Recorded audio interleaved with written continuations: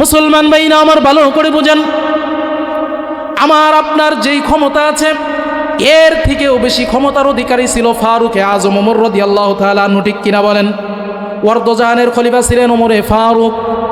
এই ওমরে ফারুক এত ক্ষমতার অধিকারী ছিলেন, বিশাল একজন মন্ত্রী ছিলেন, বিশাল সরকার ছিলেন। এই সরকার হওয়ার পরেও তার মধ্যে বিন্দু পরিমাণ অহংকার ছিল না। সুবহানাল্লাহ বলেন। এই ওমরে ফারুক রাদিয়াল্লাহু তাআলা আনহু দেশের সরকার হয়ে গেছে, দেশের মানুষের খোঁজ খবর নেয়, রাস্তা দিয়ে রাত্রিবেলায় হাটে বের হয়, গরিব দুঃখী মানুষের খোঁজ খবর নেয়। একদিন খোঁজ নিতে নিতে এক পর্যায়ে একটা বাড়ির পাশে গেছে, যাওয়ার পরে দেখে একজন বৃদ্ধ মা, তার পাতিলের মধ্যে খাবার নাই, শুধুমাত্র কয়েকটা ইট পাথর দিয়া নাড়াচাড়া করে আর শব্দ করতেছে, বাচ্চাদেরকে বলতেছে আমি তোমাদের জন্য রান্না করি, রান্না হইলে খাইবা। এই কথা বলে বলে বান্দাদেরকে ঘুম পাড়ায়। ওমরে ফারুক রাদিয়াল্লাহু তাআলা আনহু বিষয়টা দেখে ফেলছেন। এবার আর ওই মহিলাকে কিচ্ছু বলেন নাই, সরাসরি তিনি তার কোষাঘরে চলে গিয়েছেন বাইতুল মালে। নিজের কাঁধের মধ্যে বিশাল একটা আটার বস্তা এনে ওই বাড়িতে পৌঁছে গেছেন। বাড়িতে গিয়ে ওই বৃদ্ধ মহিলার সাথে কাজের মধ্যে সহযোগিতা করে রুটি বানিয়ে বাচ্চাদেরকে খাওয়াইছেন। এরপর বাচ্চারা ঘুমাইছে। বলেন সুবহানাল্লাহ। এত বড় শাসক, তিনি চাইলে এলাকার তার রাজ্যের লোকদেরকে দিয়ে পাঠাইতে পারতেন, সেনা সদস্যদেরকে দিয়ে পাঠাইতে পারতেন, এরপরেও তিনি পাঠান নাই, নিজের কাঁধে করে নিয়ে গেছেন। এবার বলেন, ওই ব্যক্তি যদি ওমরে ফারুকের মধ্যে যদি বিন্দু পরিমাণ অহংকার থাকতো তাহলে কি এই কাজ করত?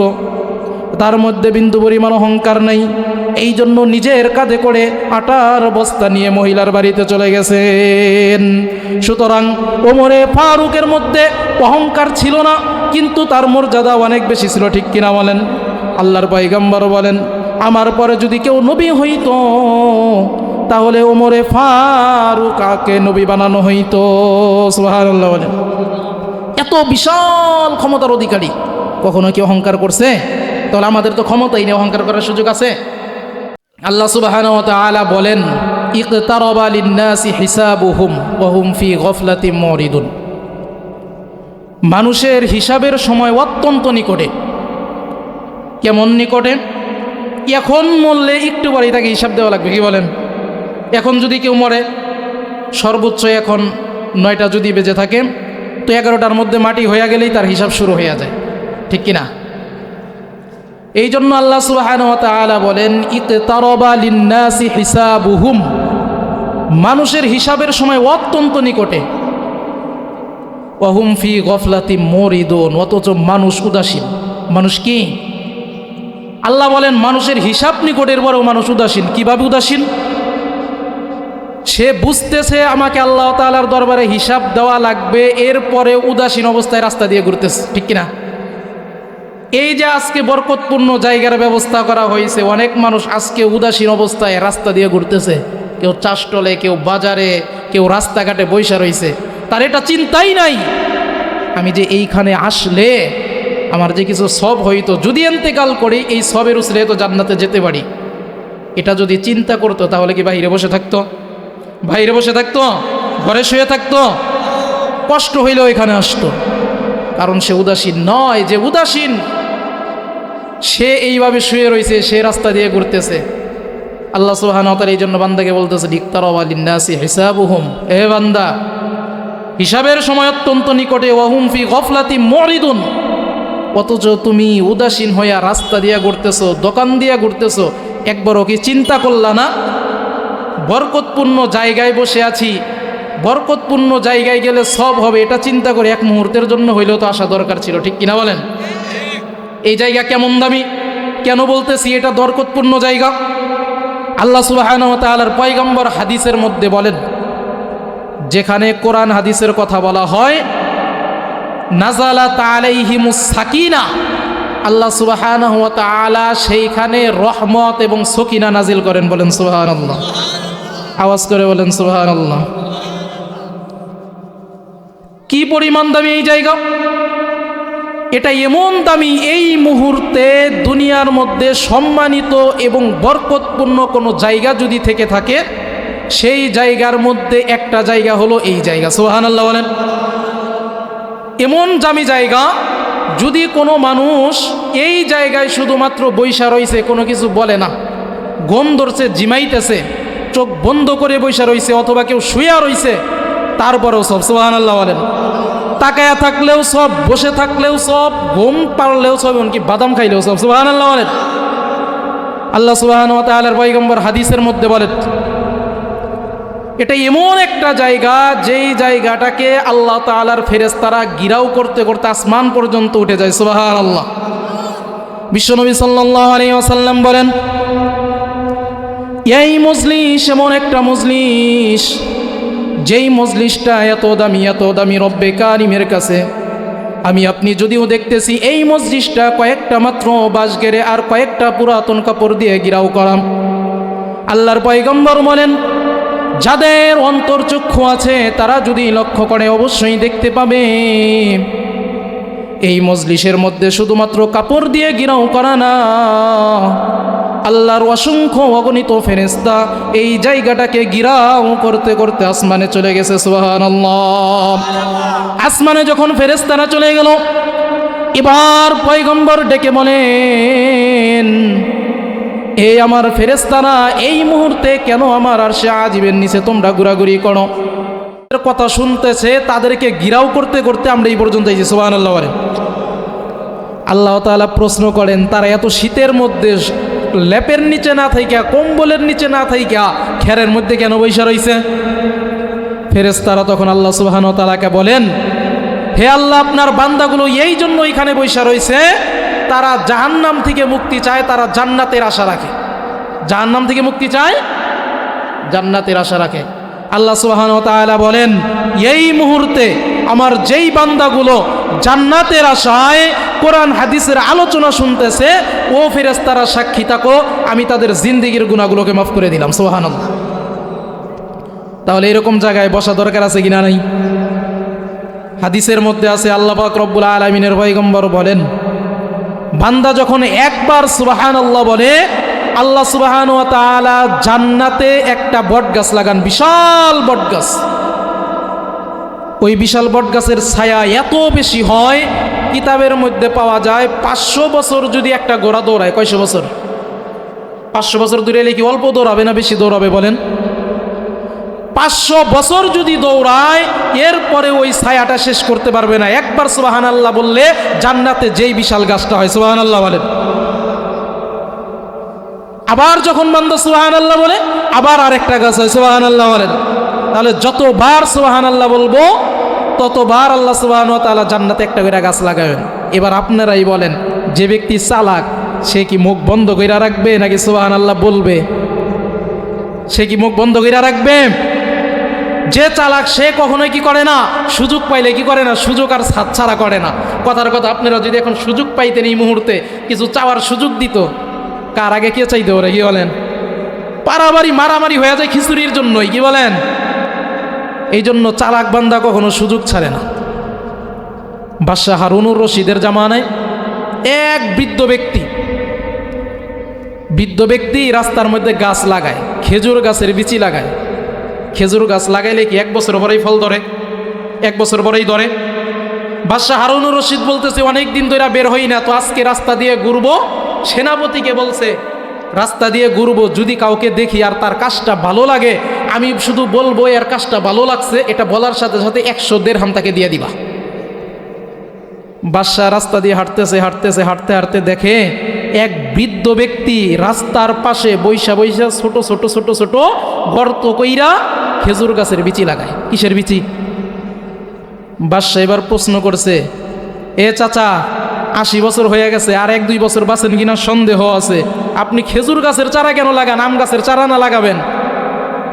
ওই ব্যক্তি উত্তর দেয়, এই যে আজকে খেজুর গাছ লাগাইলাম, 20 বছর পরে এই গাছের ফল আমি খাইয়া তারপরে মরবো, সুবহানাল্লাহ বলেন। বাদশাহ অবাক, ওই ব্যক্তি তো অনেক বড় চালাক ব্যক্তি, দেখি ভারী চালাক। সে আজকে বিচি লাগাইতেছে, 20 বছর বাঁচার আশা করে। মানুষ তো 50 বছর পরেই মরার ভয় করে, হে 80 বছর হয়েছে তাও বাঁচার আশা করে।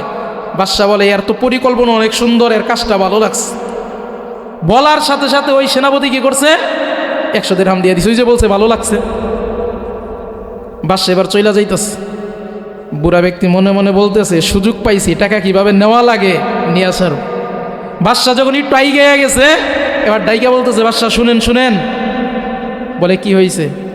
বলে মানুষ গাছ লাগাইলে 1 বছর 2 বছর 20 বছর পরে ফল খায়, আর আমি গাছ লাগাইলাম এখন, ফলও পাইলাম এখন। সুবহানাল্লাহ বলেন। কেমনে? ফল ধরলে ফল বিক্রি করে টাকা পাইতাম, কিন্তু ফলের বিচি লাগানোর সাথে সাথেই তো আপনি মেরে টাকা দিয়ে দিছেন। বাদশাহ বলে ব্যক্তি তো ভারী চালাক। চালাক যখন বলছে তো ভালো লাগছে কাজ, সেনাপতি আবার দিছে আরো 100 দিরহাম। এবার বাদশা চলে যাইতেছে। এবার আবার বাদশাকে ডাইকে তুই যা সুযোগ পাইছে, চালাক মানুষ তো সুযোগ ছাড়ে না। আবার বলতেছে, বাদশা শুনেন শুনেন। বলে কি হয়েছে? বলে মানুষ গাছ লাগাইলে বছরে ফল দেয় 1 বার, আর আমার গাছে ফল দিছে 2 বার। কয়বার? কেমনে? যে 2 বার টাকা দিলেন, 2 বার বিক্রি করতাম, 2 বার টাকা পাইতাম, আমি তো 1 বছরেই 2 বার পাইলাম। বাদশা ব্যক্তি তো ভালো চালাক, আবার দিছে আর 100 দিরহাম। কত হইল? এই জন্য বলতেছিলাম চালাক ব্যক্তি কখনো সুযোগ ছাড়ে। এই জন্য হাদিসের মধ্যে এসেছে, আল্লাহ পাক রব্বুল আলামিনের পয়গম্বর বলেন, সুবহানাল্লাহ, যতবার বলবে ততবার তোমার জন্য জান্নাতে গাছ লাগাবে। সুবহানাল্লাহ বলেন। আবার বলেন সুবহানাল্লাহ। গাছ লাগছে আর আবার বলেন সুবহানাল্লাহ। যতবার বলবেন ততবার কি হবে? ততবার গাছ হতে থাকবে। দুনিয়াতে তো এখন আছি, একটু পরেও নাও থাকতে পারি, কিন্তু এমন কিছু কাজ আমাকে করে যেতে হবে, যেই কাজের কারণে কাল কিয়ামতের দিন রব্বে কারিমের দরবারে সিনাটাকে টান টান করে বলতে পারি, রব্বে কারিম কিছু নিয়ে আইছি। দুনিয়াতে জীবিত থাকা অবস্থায় জান্নাতে 15-20টা গাছ লাগাইছি, আপনার গোড়াদর দেওয়ান শেষ করতে পারবে না, জান্নাতে আমাকে দিতেই হবে। কি বলেন? দুনিয়াতে থাকা সম্ভব? আওয়াজ করে বলেন, দুনিয়াতে থাকা সম্ভব? কোনো মানুষ দুনিয়াতে থাকতে পারবে? আল্লাহ পাক রব্বুল আলামিন বলেন, কুল ইন্নাল মাউতাল্লাযী তাফিরুনা মিনহু ফাইন্নাহু মুলাকীকুম সুম্মা তুরাদ্দুনা ইলা আলিমিল গায়বি ওয়াশ শাহাদাহ। রব্বে কারিম তার বান্দাদেরকে বলেন, হে বান্দা, দুনিয়া এমন একটা জায়গা যেখানে তুমিও থাকতে পারবা না, তোমার পিতাও যেমন থাকে নাই, তোমার দাদাও যেমন ইন্তেকাল করছে, তুমিও একসময় ইন্তেকাল করবা, তোমার সন্তান ইন্তেকাল করবে, তোমার নাতিও ইন্তেকাল করবে। দুনিয়াতে 1 মিনিটও থাকার জায়গা নয়। আজকে আসো, কালকে নাই, কালকে আসো, তারপরের দিন নাও থাকতে পারো। সুতরাং তোমার যতই ক্ষমতা থাকুক না কেন, ক্ষমতা দিয়ে তুমি দুনিয়াতে টিকে থাকতে পারবা না। যত সম্পদের অধিকারী তুমি হও না কেন, এই সম্পদ দিয়েও তুমি দুনিয়াতে টিকে থাকতে পারবা না। বাদশাহ আল্লাহ পাক রব্বুল আলামিন বান্দাকে এবার বলেন, আইনামা তাকুনু ইদরিকুমুল মাউত ওয়ালাউ কুনতুম ফি বুরুজিম মুশাইয়াদাহ। হে বান্দা, মৃত্যুর হাত থেকে বাঁচার জন্য যদি শক্তিশালী দুর্গের মধ্যে অবস্থান করো, এমন একটা ঘরের ব্যবস্থা করে ফেলছো যেই ঘরের মধ্যে মানুষ যাবে তো দূরের কথা, মশামাছিও যাইতে পারে না, ঘরের মধ্যে অক্সিজেনের ব্যবস্থা করছো, মৃত্যুর সময় যখন তোমার আসবে, আমার পক্ষ থেকে পাঠানো আজরাইল ওই জায়গার মধ্যে গিয়েও তোমার জানটাকে কবজ করে নিয়ে আসবে। বলেন ঠিক কিনা? সম্পদের মাধ্যমে দুনিয়াতে টিকে থাকা সম্ভব নয়।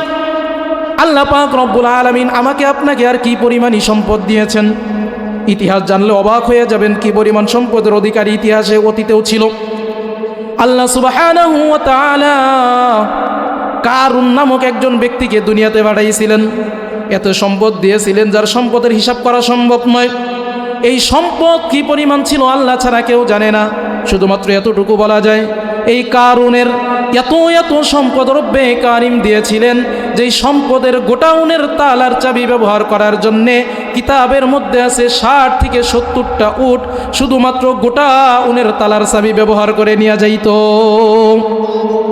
এত বিশাল সম্পদের অধিকারী কারুন যখন রব্বে কারিমের অবাধ্য হওয়া শুরু করে দিল, মুসা আলাইহিস সালাতু ওয়াস সালাম বলে, রব্বে কারিম তোমাকে সম্পদ দিয়েছে, আল্লাহর রাস্তায় কিছু দান করো, মাদ্রাসায় কিছু দান করো, মসজিদে কিছু দান করো।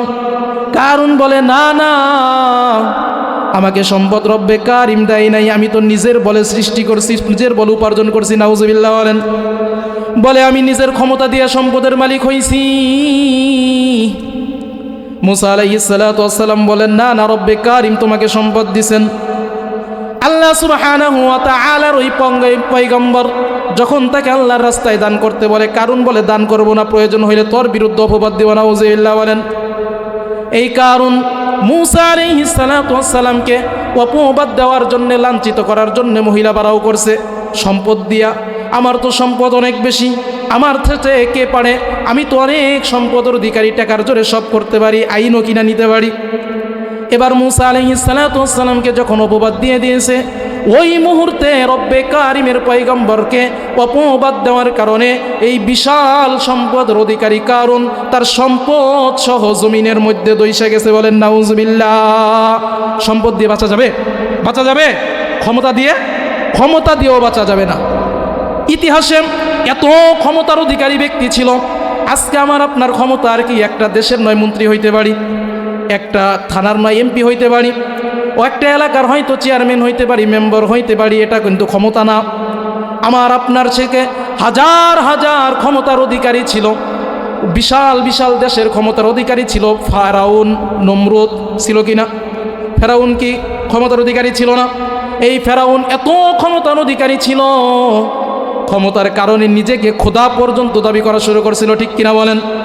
অথচ এই ফেরাউনের এত ক্ষমতা থাকা সত্ত্বেও দুনিয়াতে তার ক্ষমতার বলেও টিকে থাকতে পারে নাই। দুনিয়াতে ক্ষমতা দিয়ে টিকে থাকা সম্ভব? তাহলে ক্ষমতা হইলে বড়াই করা যাবে? আমার কাছে ক্ষমতা আছে, এটা বড়াই করা যাবে? আজকে ক্ষমতা আছে, কালকে তো নাও থাকতে পারে। নোয়াখালীর মানুষ তো এখানে কেউ নাই। নোয়াখালীর মানুষ বলে আইকে হুনুরে, কি বলে? যখন একটু বড় হয়ে যায় তখন বলে আইকে হুনুরে, আমার থেকে বড়কে। যখন একটু টাকা হয় আর নেতা নেতা বাবা সে তখন বলে আমার থেকে বড়কে। অথচ নেতা বাবা আজকে আছে, মৃত্যুবরণ করলে কালকে থাকবে। মৃত্যুর হাত থেকে বাঁচা সম্ভব? বাঁচা সম্ভব না। কবি বলেন মৃত্যুর হাত থেকে কখনোই বাঁচা সম্ভব না। সুতরাং তোমার রাস্তা তো কবর। তোমার ক্ষমতা যাই আছে আর তাই আছে, টাকা যাই আছে, এগুলো দিয়ে বড়ার করার কোনো সুযোগ নেই। এই জন্য মৃত্যুর জন্য প্রস্তুতি নিব কি নিব না? মৃত্যুর জন্য প্রস্তুতি নিতে হলে কি করা লাগবে? প্রস্তুতি নেওয়ার জন্য খাঁটি বান্দা হওয়া লাগবে। কি করা লাগবে? খাঁটি বান্দা না হইলে মৃত্যুর প্রস্তুতি নেওয়া যাবে? মৃত্যুর প্রস্তুতি নেওয়া যাবে? খাঁটি বান্দা হওয়ার জন্য গুণ লাগবে 4টা। বলেন কয়টা? কয়টা গুণ লাগবে? আওয়াজ করে বলেন, গুণ লাগবে কয়টা? আল্লাহ পাক রব্বুল আলামিন বলেন ওয়াইবাদুর রহমানিল্লাযীনা ইয়ামশুনা আলাল আরদি হাওনা ওয়াইদা খাতাবাহুমুল জাহিলুনা ক্বালু সালামা। আল্লাহ পাক রব্বুল আলামিন বলেন হে বান্দা, যদি আমার খাঁটি বান্দাদের অন্তর্ভুক্ত হতে চাও তাহলে গুণ লাগবে 4টা। বলেন কয়টা? 1 নাম্বার গুণ অর্জন করতে গেলে আদব লাগবে 4টা। বলেন কয়টা? গুণ একটা আনতে গেলে আদব কয়টা লাগবে? আল্লাহ সুবহানাহু ওয়া তাআলা বলেন 1 নাম্বার আদব হলো ওয়ালা তামশি ফিল আরদি মারহা। এ বান্দা, জমিনে যখন চলবা তখন অহংকার নিয়ে চলা যাবে? জমিনে যখন চলবা অহংকার নিয়ে চলা যাবে না। অনেক মানুষ আছে এমন, রাস্তা দিয়ে যখন হাঁটে তখন একটু পোষপাস নিয়ে হাঁটে, মানুষ যেন তাকে একটু সম্মান দেয়, ঠিক কিনা বলেন? আবার কিছু মানুষ আছে সিনাটাকে টান টান করে হাঁটে, দেখাইতে চায় আমি বড়, আমাকে সম্মান করবা। কিতাবের মধ্যে এসেছে জমিনে শব্দ করে পা ফেলা আর সিনাটাকে টান টান করে হাঁটাটা যদি সম্মানের কারণ হইতো, দুনিয়ার মধ্যে সব থেকে বেশি সম্মানের অধিকারী হইয়া যাইত পাহাড়, ঠিক কিনা বলেন? যে ব্যক্তির জমিনে বিনয়ী দেখায়, মানুষের সাথে বিনয়ী দেখায়, আল্লাহ সুবহানাহু ওয়া তাআলা ওই ব্যক্তির মর্যাদাটা জমিনের মধ্যে বাড়াইয়া দেন। বলেন সুবহানাল্লাহ। মুসলমান ভাইরা আমার ভালো করে বুঝেন, আমার আপনার যেই ক্ষমতা আছে এর থেকেও বেশি ক্ষমতার অধিকারী ছিল ফারুক আজম ওমর রাদিয়াল্লাহু তাআলা আনহু, ঠিক কিনা বলেন? ওয়ারদজাহানের খলিফা ছিলেন ওমরে ফারুক। এই ওমরে ফারুক এত ক্ষমতার অধিকারী ছিলেন, বিশাল একজন মন্ত্রী ছিলেন, বিশাল সরকার ছিলেন।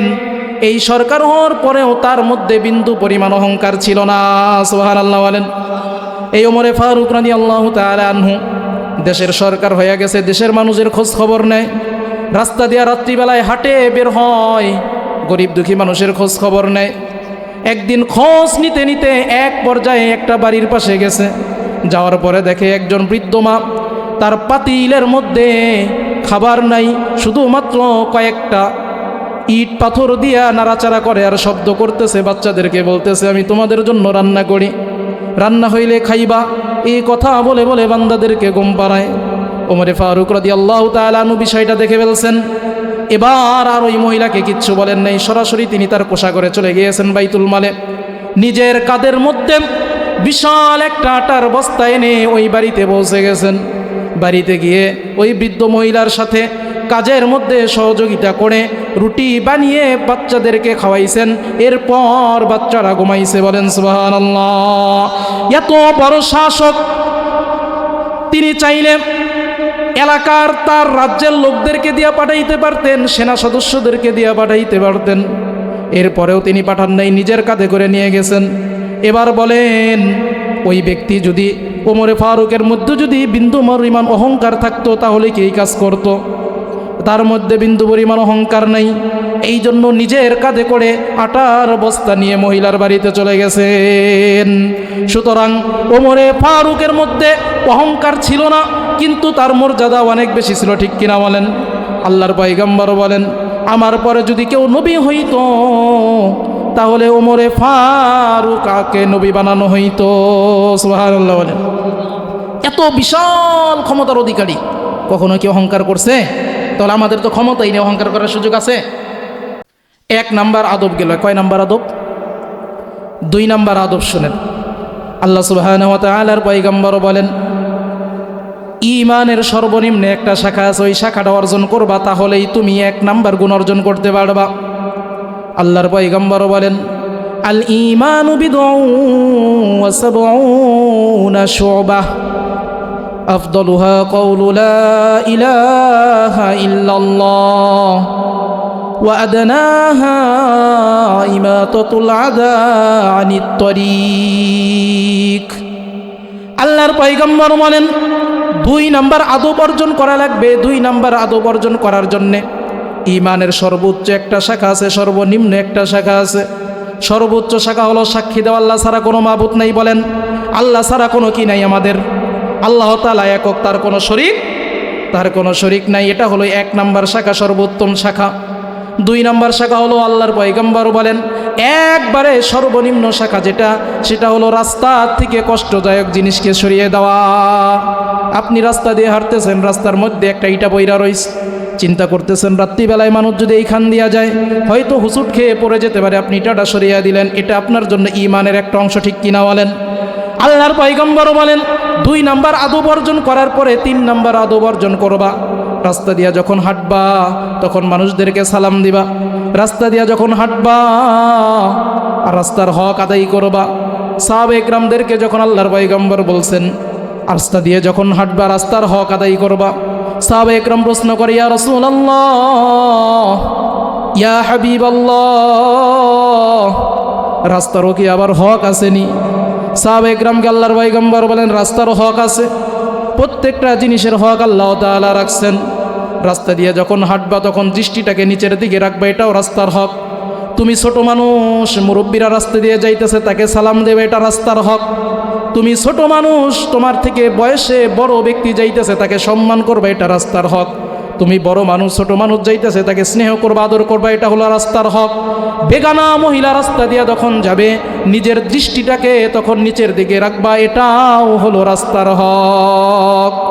এই হকগুলো যখন তোমরা আদায় করতে পারবা, এই আদবগুলো যখন তোমরা অর্জন করতে পারবা, তখন তোমরা আল্লাহর খাঁটি বান্দা হওয়ার 1 নাম্বার গুণ অর্জন করতে পারবা। কয় নাম্বার? 1 নাম্বার গুণ। 1 নাম্বার গুণ অর্জন করতে গেলে কমপক্ষে 3টা থেকে 4টা আদব লাগবে। 2 নাম্বার গুণ শোনেন, আল্লাহর খাঁটি বান্দা হওয়া দরকার আসেনি? দরকার আসেনি? তাই বলবো নি 2 নাম্বার গুণ বলবো। আল্লাহ সুবহানাহু ওয়া তাআলা বলেন, ওয়াইদা খাতাবাহুমুল জাহিলুনা ক্বালু সালামা। আল্লাহ সুবহানাহু ওয়া তাআলা বলেন, 2 নাম্বার গুণ অর্জন করার জন্য যেই কাজটা করবা সেটা হইল, তুমি রাস্তা দিয়ে হাঁটতেছো, কেউ তোমাকে ঝগড়া করার জন্য সম্বোধন করলো, এমন একটা কথা বললো যে কথা শুনে তোমার মাথার মধ্যে রক্ত জমে গিয়েছে, রাগ উঠে গিয়েছে, এরপরেও নিজের আটটাকে নিয়ন্ত্রণ করবা, এটা হলো খাঁটি বান্দা হওয়ার আলামত। ওয়াইদা খাতাবাহুমুল জাহিলুনা ক্বালু সালামা। মানুষ যখন তোমাকে অনার্থকভাবে ঝগড়া করার জন্য সম্বোধন করবে, তার সাথে ভালো ব্যবহার করবা, ঝগড়া করবা না, ফিরে আসবা। মূর্খ ব্যক্তি যদি তোমাকে সম্বোধন করে ঝগড়া করার জন্য, তখন তুমি ফিরে আসবা। ও মুসলমান, ভালো করে শুনেন, মূর্খ কাকে বলে? আমরা তো মনে করি কোরআন হাদিস পড়ে নাই সেই মূর্খ, স্কুলের বারান্দায় যায় নাই মূর্খ, সিগনেচার দিতে পারে না, হাতের টিপ মারে সে মূর্খ। আল্লাহ পাক রব্বুল আলামিনের ভাষায়, শরিয়াতের ভাষায় তাকে মূর্খ বলা হয় না। শুধুমাত্র লেখাপড়া জানলেই যে শিক্ষিত এটাও বলা হয় না, লেখাপড়া না জানলেও যে মূর্খ এটাও বলা হয় না। তাহলে বলবেন মূর্খ কাকে বলে? কিতাবের মধ্যে এসেছে মূর্খ হলো এই ব্যক্তি যে দুনিয়ার সব জ্ঞান অর্জন করছে কিন্তু শরীয়ত অনুযায়ী সে চলে না। তাহলে মূর্খকে? কোরআন হাদিসের জ্ঞান আছে, শরীয়ত অনুযায়ী চলে না। শিক্ষিত বিশাল বড় ডাক্তার কিন্তু কোরআন হাদিস অনুযায়ী চলে না। বিশাল বড় নেতা শুধু বারবার চায় কোরআন হাদিসের বিরুদ্ধে আইন কিভাবে পাস হয়। সে যদি শিক্ষিত হয় তাকেও শরীয়তের ভাষায় কি বলে? বলেন কি বলে? মূর্খ বলে। সে যদি শিক্ষিত হয় সে মূর্খ, কোরআনের মধ্যেই কথাই বলা হচ্ছে। এরকম মূর্খ যদি তোমাদেরকে সম্বোধন করে, তাদের সাথে ঝগড়া করবা না, সালাম দিয়া চলে আসবা। আল্লাহ আপনার উপর রহম করুন, দয়া করুন, সঠিক বুঝদান করুন। ঝগড়া করা আমার পক্ষে তোমার সাথে সম্ভব না। খুব তাড়াহুড়া করে বলতেছি আর কি, সময় তো শেষের দিকে। তাহলে 2 নাম্বার গুণ গেল। কয় নাম্বার গুণ? 1 নাম্বার গুণ কি ছিল? 1 নাম্বার গুণ কি? রাস্তার হক, এটা আদব। 1 নাম্বার গুণ হলো ইয়ামশুনা আলাল আরদি হাওনা, জমিনে চলবে নম্র হইয়া। কি হইয়া? 1 নাম্বার হক, জমিনে চলবে কি হইয়া? 2 নাম্বার, মানুষ যদি ঝগড়া করার জন্যই করে, আমরা কি করব? সালাম দিয়া চলে আসবো। ঝগড়া করব, ঝগড়া না করলে তো অশান্তি হবে না, কি বলেন? ঝগড়া না করলে অশান্তি হবে। এবার 3 নাম্বার গুণ শুনেন। আল্লাহ সুবহানাহু ওয়া তাআলা বলেন, ওয়াল্লাযীনা ইয়াবীতুনা লিরাব্বিহিম সুজদান ওয়া কিয়ামা। আল্লাহ তাআলার বান্দা যারা হবেন, প্রকৃত বান্দা যারা হবেন, তাদের মধ্যে আরেকটা গুণ থাকবে। দিনের বেলায় যতই কষ্ট করুক না কেন, রাত্রিবেলায় রব্বে কারিমের দরবারে দাঁড়াইয়া ইবাদত করবে এবং হাত উত্তোলন করে চোখের পানি ফেলবে। যারা রব্বে কারিমের বান্দা হবে তারা শুধুমাত্র সুযোগ খুঁজবে। কারণ আল্লাহর পয়গম্বর তো হাদিসের মধ্যে বলছেন, আমার আল্লাহর দয়া কেমন জানোনি? আমার আল্লাহর দয়া কেমন জানোনি? তুমি তো সারাদিন কাজের মধ্যে ব্যস্ত থাকো, আমার আল্লাহ কিন্তু তোমাকে কাজের মধ্যে ব্যস্ত থাকে না। তুমি সারাদিন তোমার রিজিকের অন্বেষণের জন্য পেরেশানিতে থাকো, আমার আল্লাহ কিন্তু রিজিকের পেরেশানিতে কোনো সময় ব্যস্ত থাকে না। আমার আল্লাহ শুধু ব্যস্ত থাকে কিভাবে আমার বান্দাকে মাফ করা যায়। সুবহানাল্লাহ বলেন। আমার আল্লাহ বারবার ব্যস্ত থাকে কিভাবে বান্দাকে মাফ করা যায়। আল্লাহর পয়গম্বর বলেন, এ আমার উম্মতের দল, ভালো করে শোন, আমার আল্লাহ দেখ কতটা দয়াশীল তোদের প্রতি। আল্লাহ তাআলা দিনের বেলায় বান্দাকে তার ক্ষমার হাতটাকে সম্প্রসারণ করে ডাকে আর বলতে থাকে, এই বান্দা রাত্রিবেলায় না গুনাহ করছ, সময় পাস নাই ক্ষমা চাওয়ার জন্যে। সূর্য ডুবার পর থেকে নিয়ে সূর্য উদিত হওয়ার আগ পর্যন্ত গুনাহ করছে, একবারও না ক্ষমা চাইতে পারো নাই। তোমার কি মনেও হয় নাই তোমার মালিক একজন আছে যে ক্ষমা করার জন্য তোমাকে ডাকতেছে? যেই বান্দারা রাত্রিবেলায় গুনাহ করে, আল্লাহর পয়গম্বর বলেন, দিনের বেলায় রব্বে কারিম তাকে ডাকে, বান্দা এবার ক্ষমা না চা, এবার আমার কাছে ক্ষমা চা, আমি তোরে না মাফ করব। আবার যেই বান্দাটা সারা দিন গুনাহ করছে, সারা দিন মিথ্যা কথা বলছে, আল্লাহকে একবারও ডাকে নাই, আল্লাহর পয়গম্বর বলেন, এই উম্মত ভালো করে শুন, দেখ আমার আল্লাহ তোর প্রতি কত দয়া করে। তুই কি একবারও চিন্তা করলি না আমি যে গুনাহ করলাম ক্ষমা চাইতে হবে? কিন্তু আমার আল্লাহ রাত্রিবেলায় তোরে ডাকতেছে, সারাদিন গুনাহ করছো, ক্ষমা চাওয়ার সময় পাও নাই, এখন রাত্র হয়ে গেছে, আমার আল্লাহ তাআলা তোরে ডাকতেছে, ক্ষমা চা। ক্ষমা চাইতে দেরি হবে, আমার আল্লাহ তোর গুনাহ মাফ করতে দেরি করবে না। আল্লাহ তাআলা বলেন, এই পয়গম্বর আপনি বলেন না, এই পয়গম্বর আপনি বলেন, আপনার যদি প্রশ্ন করে, ওয়াইদা সালাকা ইবাদি, আমার সম্পর্কে যদি প্রশ্ন করে আমি কার ইবাদত করব, আমার আল্লাহ কই? ওয়াইদা সালাকা ইবাদি, যদি প্রশ্ন করে কার ইবাদত করব, আমার আল্লাহ কই? ও পয়গম্বর আপনি বলেন, ফাইন্নি করিব, তোমার আল্লাহ তোমার কাছেই। সুবহানাল্লাহ বলেন, আওয়াজ করে বলেন সুবহানাল্লাহ। উজিবু দাওয়াতাদ দাঈ ইযা দাআন। আল্লাহ পাক রব্বুল আলামিন পয়গম্বরকে বলেন, হে পয়গম্বর, ওই বান্দাদেরকে জানান, যেই বান্দাটা গুনাহ কইরা আবার হতভম্ব হয়ে ঘুরতেছে, কার কাছে ক্ষমা চাইতাম? কেউ তো নাই, কার কাছে ক্ষমা চাইব? এখন তো ভয়ও লাগে ক্ষমা চাইতে, এত গুনাহ কইরা ফেলাইলাম। আল্লাহ তাআলা বলেন, তার ভয় পাওয়ার কোনো সুযোগ নাই। কারণ আমি আল্লাহ তাআলা বলছি লা তাকনাতু মির রাহমাতিল্লাহ, যতই গুনাহ করো না কেন আমি রব্বে কারিমের রহমত থেকে নিরাশ হওয়ার সুযোগ নাই। আল্লাহ তাআলা বলেন, ও পয়গম্বর ওই বান্দাটাকে বলে দেন যে বান্দাটা জন্মের পর থেকে নিয়ে 60 বছর পর্যন্ত গুনাহ করছে, ক্ষমা চায় নাই। যেই বান্দাটা জন্মের পর থেকে নিয়ে 50 বছর পর্যন্ত গুনাহ করছে, ক্ষমা চায় নাই, ওই বান্দাকে আপনি বলেন উজিবু দাওয়াতাদ দাঈ ইযা দান, আমি আল্লাহ তাআলা প্রস্তুত হয়ে রইছি তাকে ক্ষমা করার জন্যে। তুই আমার কাছে ক্ষমা চাইতে দেরি হবে, আমি আল্লাহ তোর গুনাহগুলোকে ক্ষমা করতে দেরি করব না। ক্ষমা চাবনি আল্লাহ তাআলার কাছে, ক্ষমা চাবনি, চাবো আল্লাহ তাআলার কাছে আমরা সব সময় ক্ষমা চাবো, ঠিক কিনা বলেন? এখন বসে রইছি, এখনই ক্ষমা চাই। আল্লাহ তাআলাকে বলেন, আল্লাহ আমাদের জিন্দেগির সব গুনাহগুলো মাফ করে দেন। এবার 4 নাম্বার গুণ শুনেন, সর্বশেষ গুণ। ওয়াল্লাযীনা ইয়াকুলুনা রাব্বানা আসরিফ আন্না আযাবা জাহান্নাম ইন্না আযাবাহা কানা গরামা। যেই বান্দার 3টা গুণ অর্জন হয়ে গেছে, যেই বান্দার 3টা গুণ অর্জন হয়ে গেছে, এবার অন্তরের মধ্যে ভয় আইছে, বান্দা কিছুটা মুমিন হওয়ার দিকে এগিয়ে গেছে। 3টা গুণ অর্জন হয়েছে, প্রায় 80% মুমিন বান্দা হয়ে গেছে। এবার বান্দার অন্তরের মধ্যে ভয়, গুনাহ তো করছি এতদিন পরে বুঝি নাই, আজকে মাহফিল থেকে বুঝা গেলাম আল্লাহর কাছে ক্ষমা চাইলেই বলে মাফ করে, এতদিন তো জানতামও না। এবার বান্দার অন্তরের মধ্যে ভয় আইছে। আল্লাহ তাআলা বলেন, বান্দা যখন মুমিন হওয়ার কাছাকাছি চলে গেছে, বান্দা এবার আমার কাছে ক্ষমা চাবে। যেই বান্দাটা মুমিন হবে, বান্দা আমার কাছে ক্ষমা চাবে। ওয়াল্লাযীনা ইয়াকুলুনা রাব্বানা আসরিফ আন্না আযাবা জাহান্নাম। বান্দা যখন আমার কাছে ক্ষমা চাবে, আমি আল্লাহ তাআলা বান্দার গুনাহগুলোকে তখন মাফ করতে থাকবো। বান্দা যখন আমার কাছে বারবার ক্ষমা চাইতে থাকবে, আমি আল্লাহ তাআলা বারবার বান্দার জিন্দেগির গুনাহগুলোকে মাফ করতে থাকবো। গুণ গেল কয়টা? আওয়াজ করে বলেন, গুণ গেল কয়টা? 1 নাম্বারের গুণ মনে রাখেন ভালো কইরা। 1 নাম্বারের গুণ হলো জমিনে যখন চলবো নম্র হইয়া চলবো। 2 নাম্বারের গুণ হলো মানুষের সাথে ঝগড়া করবো না। 3 নাম্বারের গুণ হলো রাত্রিবেলায় লুকায় লুকিয়ে ইবাদত করবনি।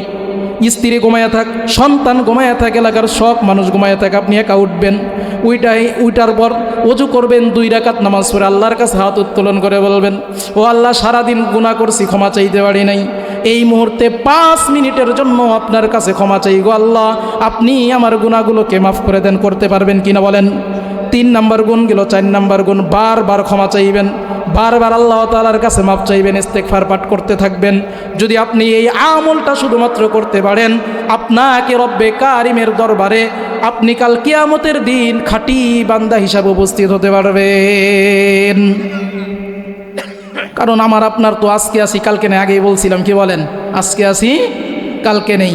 আল্লাহ পাক রব্বুল আলামিনের এক বান্দা কবি বলতেছেন, কদম সুয়ে মারকাত নজর সুয়ে দুনিয়া, কিদার যা রাহা হে কিদার দেখতা হে। আপনাদের কবরস্থান মনে এইদিকে নাকি? হ্যাঁ, কবি বলতেছেন মানুষের মূল গন্তব্য তো কবরের দিকে। কি বলেন? কথার কথা, চাষামি 80 বছর হইতে পারে, তো 80 বছরের জীবন থেকে চলে গেছে। আল্লাহ তাআলা যদি একে হায়াত দিয়া থাকে 100 বছর, তাহলে আর কয় বছর আছে? 20 বছর। চাষার যদি 50 বছর থাকে, যদি আল্লাহ তাআলা হায়াত দেন 70 বছর, আর কয় বছর আছে? তাহলে বোঝা যায় মানুষ একদিন করে পার করে, মানে একদিন করে কবরের দিকে গিয়ে। আমি যদি এখান থেকে ঢাকা হেঁটে যেতে চাই, যদি 10 কিলো হয়, 5 কিলো পার করলে কয় কিলো থাকে? আর আছে 5 কিলো। কি বলেন? ঢাকার দিকে যাইতেছি। সুতরাং আমার আপনার হায়াত যদি থাকে 60 থেকে 70 বছর, 20 বছর চলে গেলে মানে 20 বছর আমার শেষ হয়ে গেছে, কবরের দিকে আমি কি নিকট চলে গেছি। এই জন্য কবি বলেন, কদম সুয়ে মারকাত নজর সুয়ে দুনিয়া। মানুষের জায়গা হলো কবরের দিকে, অথচ তাকায় থাকে দুনিয়ার দিকে। ঠিক কিনা বলেন? ঠিক কিনা বলেন? আওয়াজ করে বলেন। মানুষের জায়গা হলো কবরের দিকে, তাকায় থাকে দুনিয়ার দিকে। বৃদ্ধ হয়ে গেছে, এবারও চিন্তা করে কিভাবে বিল্ডিং করা যায়। আগে তো ছিল সোনের ঘর, এরপরে মাটির ঘর, এরপরে টিনের ঘর, এখন বিল্ডিং। 1 তালা বানানোর পরে চিন্তা করে 2 তালা কিভাবে বানানো যায়। সব সময় চিন্তা করে কবরের দিকে, হাইটা যায়, তাকায় থাকে দুনিয়ার দিকে। কিদার যা রাহা হে কিদার দেখতা হে। ওই আল্লাহ তাআলার ওই বান্দা বলেন, কোন দিকে যাইতাছো, কোন দিকে তাকায় রইছো? কথা বলেন। আপনি যদি গোপালপুর ওই বাস স্ট্যান্ডের দিকে যান আর তাকায়া থাকেন ওই দিকে, রাস্তার মধ্যে হুটসুট খাওয়ার সম্ভাবনা আছে না নাই? যেই পরিমাণ গাড়ি যায়, এত ডাল খিচুড়ি বানাই ফেলাই দিব। কি বলেন? আপনাদের এই রাস্তায় যেই গাড়ি যায়, তো আপনি যাবেন গোপালপুর আর তাকায় থাকবেন ওই দিকে, পূর্ব দিকে যাইতেছেন, আপনি উত্তর দিকে আর দক্ষিণ দিকে তাকায় থাকলে হোঁচট খাওয়ার সম্ভাবনা আছে না? গোপালপুর পৌঁছবেন থেকে কিন্তু জানের কিছু থাকবে না।